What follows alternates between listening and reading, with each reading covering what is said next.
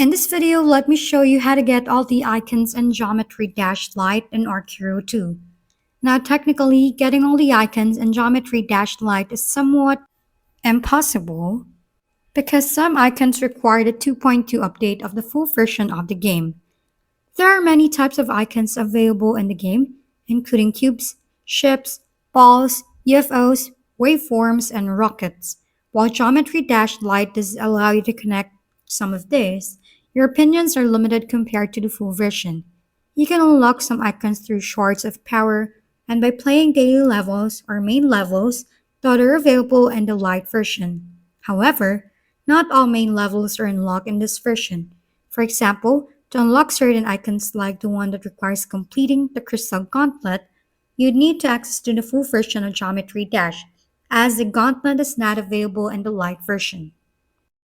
If we've been helpful, kindly give us a thumbs up, and don't forget to hit the subscribe and bell button for more contents. For any questions and suggestions, comment down below.